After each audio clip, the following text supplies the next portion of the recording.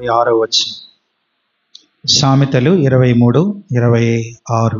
నా కుమారుడా, నీ హృదయమును నాకిమ్ము. అలాగే మరొక స్థలంలో మరొక మాట చదువుతున్నాను. సామెతల గ్రంథం 4వ అధ్యాయం 23వ వచనం.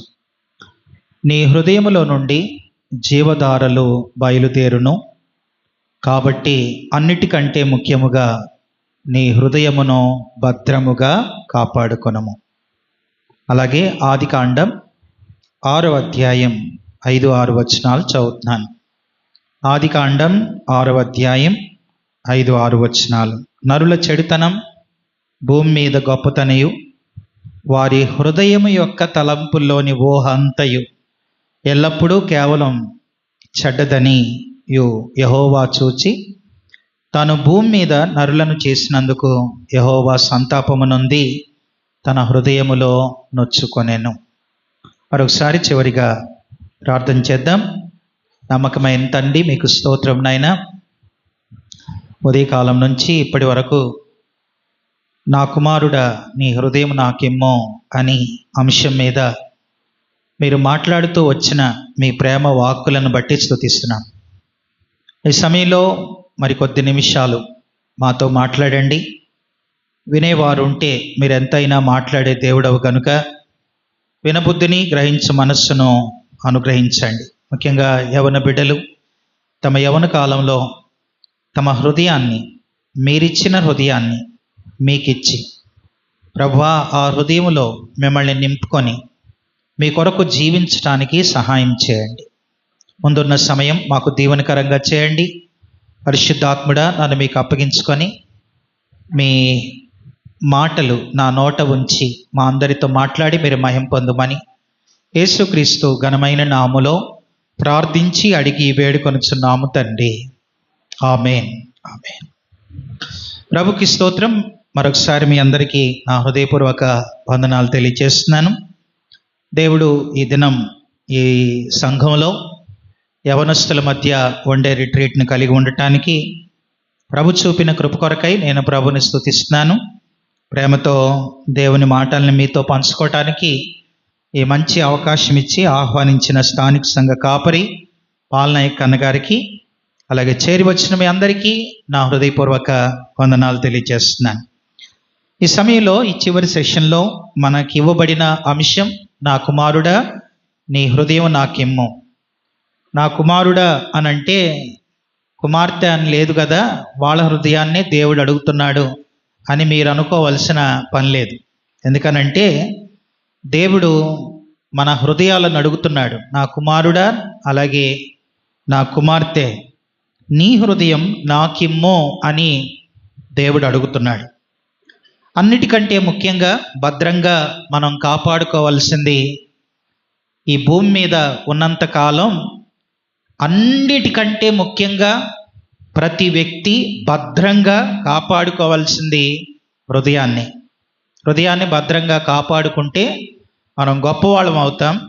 హృదయాన్ని భద్రంగా కాపాడుకోకపోతే మనంత చెడ్డవాళ్ళు, అలాంటి చెడ్డ సాక్ష్యం మరొకటి ఉండదు.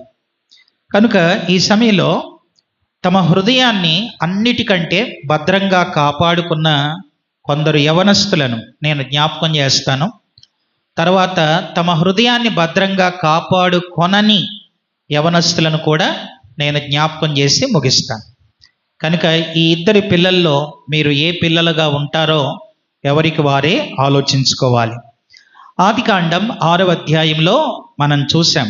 ఆదికాండం 6వ అధ్యాయం 5వ వచనంలో నరుల చెడుతనం భూమి మీద గొప్పదైపోయింది, వారి హృదయం తలంపుల్లోని ఊహ కేవలం చెడ్డదని యెహోవా చూసి ఆయన తన హృదయంలో సంతాపడ్డాడు. నరుల హృదయం ఆయన హృదయాన్ని సంతాపంలోనికి తీసుకొని వెళ్ళింది. అలాంటి పరిస్థితుల్లో కొందరు బిడ్డలు, యవ్వన బిడ్డలు వారి హృదయాన్ని భద్రంగా కాపాడుకున్నారు. ఇదే ఆదికాండంలో మరికొందరు బిడ్డలు తమ హృదయాన్ని భద్రంగా కాపాడుకోలేదు. తమ హృదయాన్ని భద్రంగా కాపాడుకున్న యవనస్తులు ఎవరు అనంటే నోవాహు పిల్లలు. తమ హృదయాన్ని భద్రంగా కాపాడుకొనని పిల్లలు ఎవరు అనంటే లోతు పిల్లలు. లోతు పిల్లలు, నోవాహు పిల్లలు. వీళ్ళ గురించి ఒక 7 మాటలు చెప్తాను. వాళ్ళ గురించి ఒక 7 మాటలు చెప్పి నేను ముగిస్తాను. త్వరగా రండి. నోవాహు పిల్లల గురించి ఒక 7 మాటలు చెప్తాను. అలాగే లోతు పిల్లల గురించి కూడా మరొక 7 మాటలు చెప్పి నేను త్వరగా ముగిస్తాను. మొదటి మాట, నోవాహు పిల్లల గురించి మొదటి మాట ఏంటి అనంటే, రాసుకోండి, త్వరగా రాసుకోండి. మనకి సమయం కొద్దిగానే ఉంది కాబట్టి త్వరగా ఈ విషయాలు చెప్పి నేను ముగిస్తాను. నోవాహు పిల్లలు, వాళ్ళు తమ హృదయాన్ని భద్రంగా కాపాడుకున్న పిల్లలు. లోతు పిల్లలు హృదయాన్ని కాపాడుకొనని పిల్లలు. వాళ్ళ గురించి వీళ్ళ గురించి మనం విందాం. మొదటి మాట, నోవాహు పిల్లలు ఎలాంటి వాళ్ళు అనంటే దే ఆర్ సేవ్డ్ చిల్డ్రన్. మొట్టమొదటి మాట, నోవాహు పిల్లల గురించి మొదటి మాట, దే ఆర్ సేవ్డ్ చిల్డ్రన్. వాళ్ళు రక్షణ పొందిన పిల్లలు. రక్షణ పొందిన పిల్లలు, రక్షింపబడిన పిల్లలు. చూడండి, ఆదికాండం 7వ అధ్యాయం నేను 7వ వచనాన్ని చదువుతున్నాను. అప్పుడు నోవాహును అతనితో కూడా అతని కుమారులు, అతని భార్యయు, అతని కోడండను ఆ ప్రవాహ జలములను తప్పించుకొనుటకై ఆ ఓడలో ప్రవేశించిరి. కనుక నోవాహు పిల్లలు ఎవరు అనంటే వాళ్ళు దే ఆర్ సేవ్డ్ చిల్డ్రన్, రక్షణ పొందిన పిల్లలు. ఇది మొదటి మాట. రెండవ విషయాన్ని జ్ఞాపకం చేస్తాను. రెండవది, నోవాహు పిల్లల గురించి రెండవ మాట ఏంటనంటే దే ఆర్ ఒబీడియంట్ చిల్డ్రన్. నోవాహు పిల్లలు తల్లిదండ్రులకు లోబడిన పిల్లలు. ఇది రెండవ మాట. అమ్మా నాన్న మాట విన్న పిల్లలు, తల్లిదండ్రులకు లోబడిన పిల్లలు నోవాహు పిల్లలు.